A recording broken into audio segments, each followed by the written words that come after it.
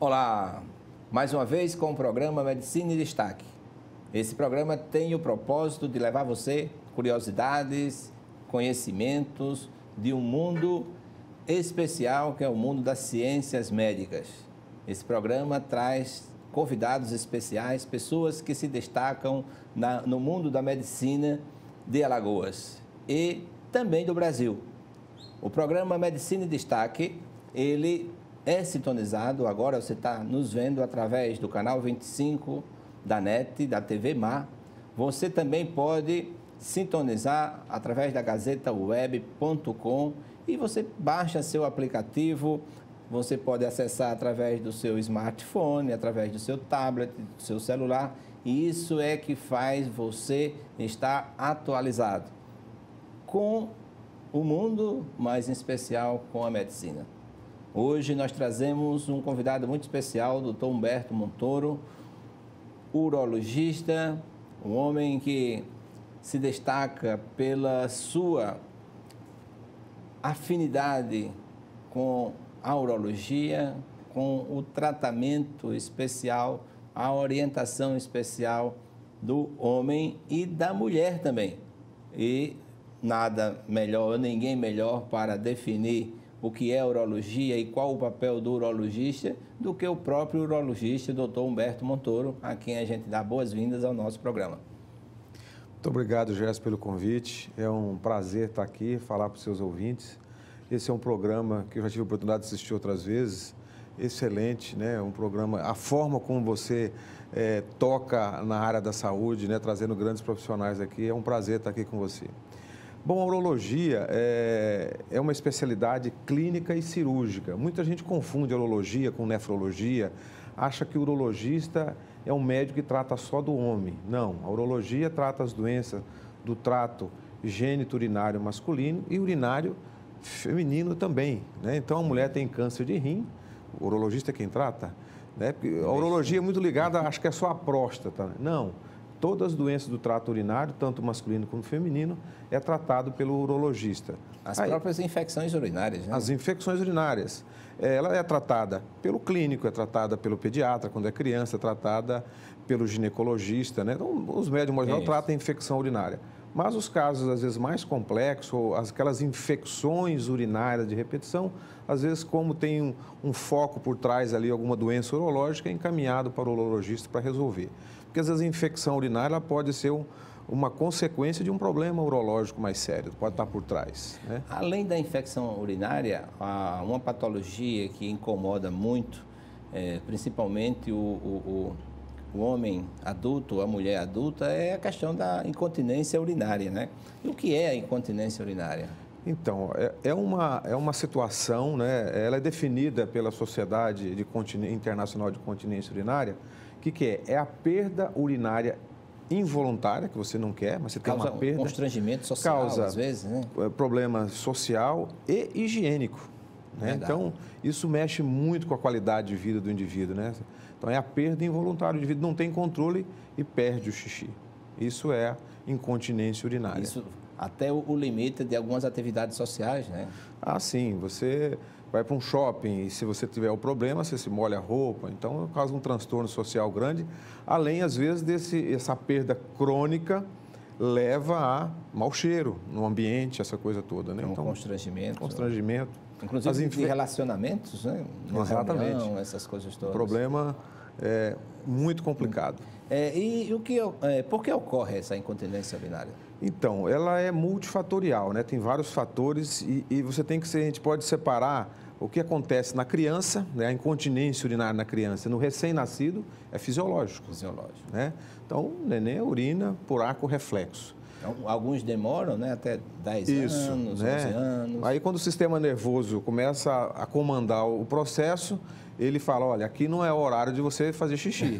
Então, a criança já está tendo, a menina está tendo o controle. Está no ambiente adequado. Aí, a gente, como nós não temos problema, a gente não sabe o quanto é complexo a fisiologia da micção, né? Então, na hora que você está no ambiente adequado, o que acontece? O sistema central, você está num ambiente adequado. Aí ele manda o comando lá para baixo, relaxa o esfíncter e a bexiga se contrai. Então, isso é uma forma natural, a gente não tem problema. Agora, qualquer problema aí do ponto de vista neurológico ou algum ponto de vista de um trauma a falha nesse que comando, falha nesse comando vai trazer um transtorno. E o envelhecimento também leva a problemas nessa área, né? Por exemplo, a incontinência, como falamos da criança dessa forma, tem a incontinência noturna, que é chamada enurese. Isso, né? Quais os tipos, né, de incontinência?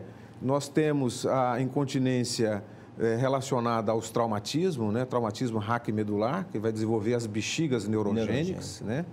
Nós temos Aí o bloqueio é total, né, do comando. Nós temos a incontinência urinária do esforço, que é muito frequente na mulher acima dos 40 anos.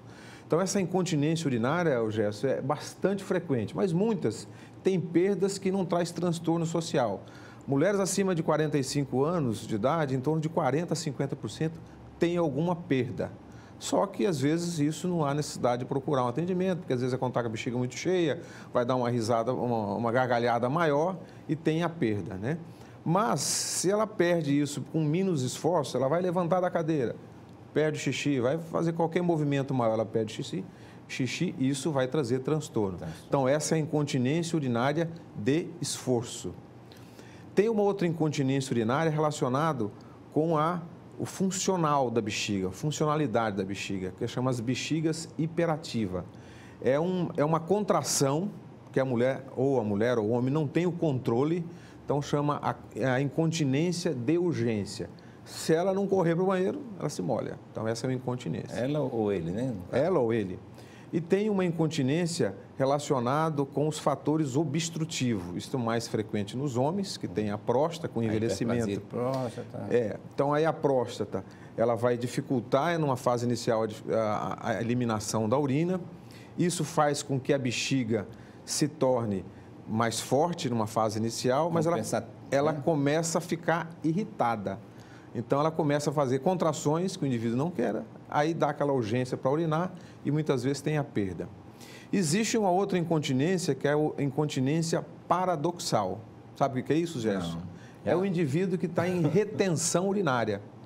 Quer dizer, imagina como se fosse uma caixa d'água, ele tem uma obstrução na próstata, ele não consegue urinar, está em retenção urinária e começa a ter uma perda involuntária, mas na verdade a bexiga dele está muito grande. Muito grande. Então, essa é uma incontinência paradoxal por retenção urinária. A palavra paradoxal, na verdade, é um paradoxo. Para não urinar, mas ele fica... É incontinência paradoxal porque, na verdade, ele está em retenção urinária. Está em retenção urinária. Por isso que é um paradoxo. Ela parece com a enurese noturna. A enurese noturna acontece só em criança mesmo? Pode ir para uma faixa adolescente e tudo. Mas quando você vai por trás disso aí, tem às vezes história familiar. Então, a mensagem que fica em relação à enurese, não pode haver punição para a criança, né? Isso é o tempo e ela vai, com o tempo, adquirindo, isso vai melhorar espontaneamente. Pode ajudar com algum medicamento? Alguns medicamentos você pode associar, né? Também. Facilita a recuperação. Afago, mas a mensagem é não causar punição para a criança. Como tratar, de uma forma geral, essas incontinências? Então, a incontinência urinária ela vai ser tratada quando você faz o diagnóstico. Saber qual é o tipo da incontinência urinária. Inicialmente um diagnóstico, né? Tem o primeiro diagnóstico. Então, você vai coletar uma história, saber a causa dessa incontinência, se teve a história de um trauma anterior. E tem uma incontinência também, Jéssica, que eu não comentei, é relacionado a problemas pós-cirúrgicos, né? Isso. Uma incontinência causada por uma fístula urinária. É comum, né? Aparecer fístula em determinado, por exemplo, uma esterectomia. Uma esterectomia pode desenvolver uma fístula urinária, que é uma perda contínua, né? Isso traz um transtorno social muito grande. Que às vezes a família não entende, né? E é bom, e tem o médico que dá essa informação, né? Dá um termo de consentimento de que é possível acontecer essa não é frequente, mas acontece. Mas acontece. A literatura mostra isso e que a família possa entender também, porque às vezes quer acionar como sendo um erro e etc. E tal, né? Hoje, com a melhora das técnicas cirúrgicas, tem diminuído muito essas fístulas, mas é uma possibilidade, né? Isso está descrito até nos consentimentos informados a possibilidade disso aí. Então, o primeiro passo da incontinência é eu fazer o diagnóstico, saber a causa, o que está acontecendo. Então, numa criança, né, às vezes pode ser fisiológico. Numa história de um trauma, pode ser uma bexiga neurogênica. Então, eu vou dar condição de vida. Porque se teve um trauma raquimedular que seccionou a coluna, se eu não houver ali uma ligação ali espontânea, alguma coisa, essa bexiga vai ficar lesada definitivamente. Então, nós vamos propor tratamento para melhorar a qualidade de vida, tá? Bom, se a incontinência urinária é de esforço, né, numa mulher de mais idade, nós temos que identificar a causa, né? No homem, a mesma coisa. Então, qual é o melhor exame quando você vai avaliar a bexiga do ponto de vista funcional? Nós fazemos exame de imagem, né, ultrassonografia, alguma tomografia, qualquer exame de imagem, e o estudo urodinâmico. O estudo urodinâmico, ele estuda a dinâmica do funcionamento da bexiga, desde a fase que a bexiga está se enchendo e desde as fases que a bexiga está se esvaziando. Então, ela é monitorizada na fase de enchimento e esvaziamento. Então, eu consigo identificar, vamos supor, na fase que ela está enchendo, ela faz uma contração involuntária, bom, isso provavelmente deve ser uma bexiga hiperativa, né? Não está na hora dela contrair, ela contrai, eu faço diagnóstico.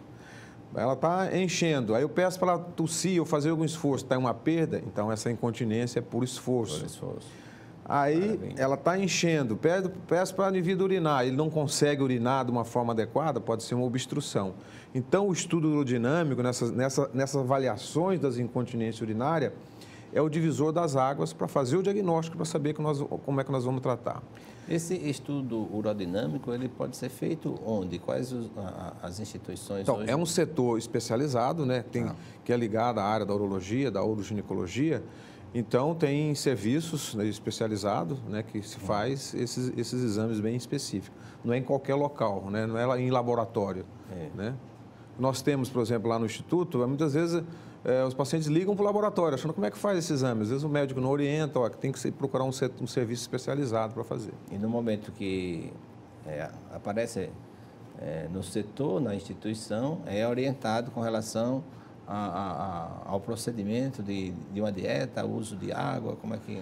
Então, como é um procedimento que ele começa inicialmente, o indivíduo tem que chegar lá com a bexiga cheia, ele faz o primeiro tempo desse exame, já que você está me perguntando como é que é o exame. É bom encher a barriga antes de chegar ou lá? Isso, não, é bom que ele já chegar pronto para urinar. Então, o primeiro parte desse estudo urodinâmico é uma urofluxometria, é um fluxo urinário livre.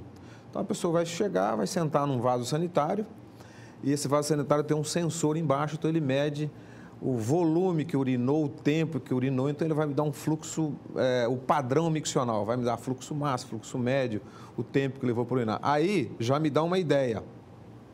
Se o padrão de fluxo é normal, está perfeito. Se o padrão de fluxo é um fluxo muito fininho, não sei o que, eu vou pensar já numa obstrução.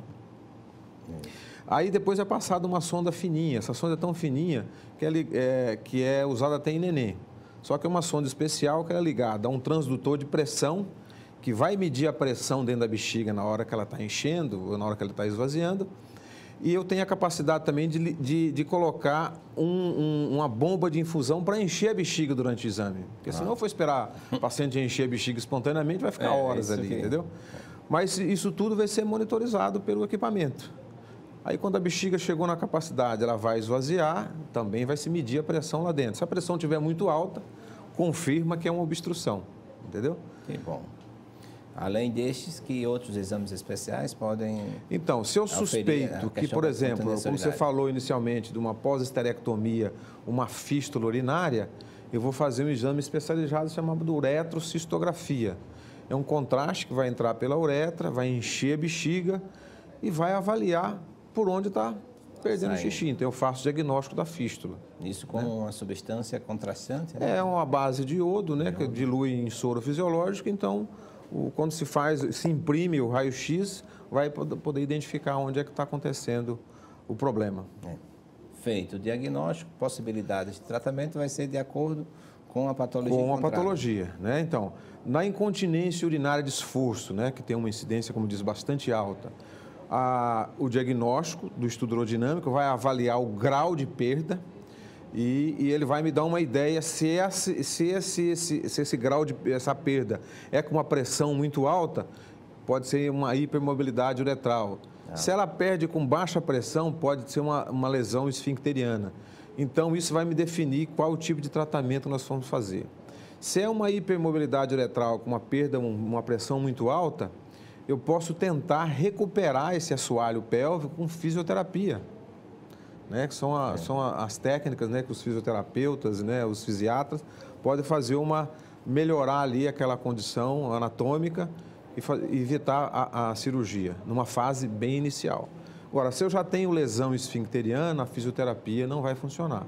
Aí os tratamentos são cirúrgicos, né? Aí tem que ser uma cirurgia específica. Mostrar, às vezes, que tem determinadas incontinências, incontinência fecal, né? Existe, só para, como você falou da fisioterapia, elas têm também para incontinência fecal, porque você melhora todo o períneo, a região perineal, e está envolvido ali a região anal, né?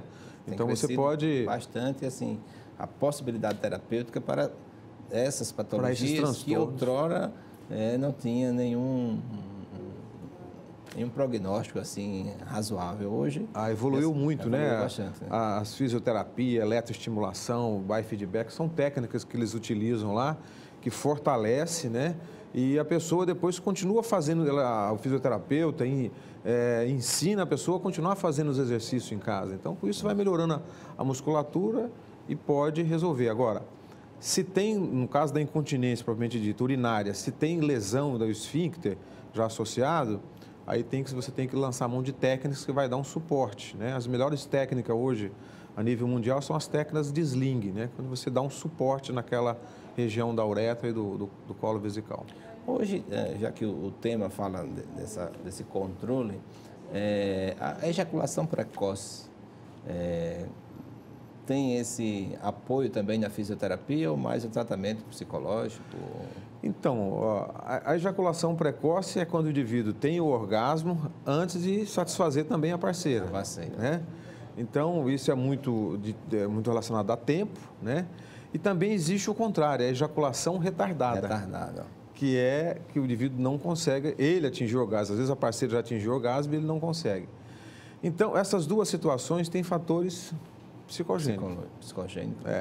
Então, o primeiro fato é você dizer para o paciente, olha, não tem doença aí. Né? Então, a ejaculação precoce é tratada por conversa, por exercícios, né?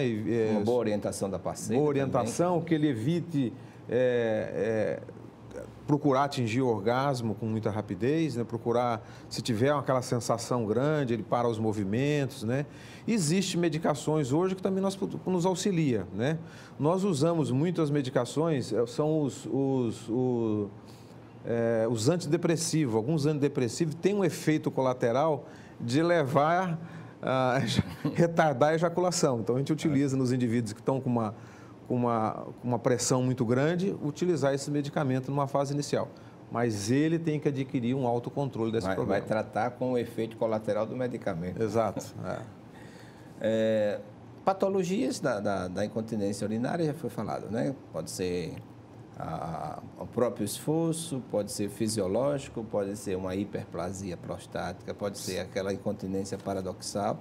Que já é uma retenção urinária. No caso do homem, a principal causa são as obstruções prostáticas. E a maioria das obstruções prostáticas no homem não é o câncer, tá? Não. É a hiperplasia benigna da próstata. Assusta bastante. Mas qual é a mensagem que nós damos em relação à hiperplasia? Vai junto o câncer de próstata aí. Quando você faz, o homem procura o urologista, porque está com alguma queixa ou não está com alguma queixa, você vai fazer o diagnóstico diferencial. Se o indivíduo tem uma hiperplasia ou tem um câncer de próstata. Como é que nós fazemos essa prevenção? Se faz exame de imagem, exame do toque e o PSA. Tá? Não pode fazer preventivo para o câncer de próstata, tem muita gente fazendo por aí, só com PSA. Né? Existe 20% de câncer com este exame normal. Isso é bom salientar, bom repetir para o telespectador, para a telespectadora, porque, na verdade, a mulher, a esposa é quem encaminha mais o homem para... É verdade, foi feito um estudo disso, que, na verdade, as mulheres que muitas vezes marcam a consulta com o urologista, olha, está marcado lá e o cara vai. Porque o homem, muitas vezes, ele acha que... tem salvo muitos homens, né? Exatamente, porque o homem acha que ele não adoece, que ele é o super-homem que ele não precisa de fazer exame. Não, tem que fazer exame, né? Então, a recomendação da Sociedade Brasileira, Americana, Europeia é o seguinte: se você tem história na família de câncer de próstata, você deve começar essa avaliação mais cedo, por volta aí dos 40 anos. E a prevenção mínima é toque e PSA. É isso. Entendeu? Nós vamos para um breve intervalo com o Dr. Humberto Montoro. A gente volta daqui a pouco falando exatamente sobre próstata, não é? As patologias inerentes, as recomendações que ele vai fazer, já fez para as esposas que avaliem se quer um esposo sadio, avaliem também essa questão. E também vamos tratar de outros temas, tais como disfunção erétil e a própria hiperplasia prostática e as outras patologias. É rápido, você não vai sair daí porque nós voltamos já. Nos aguardem.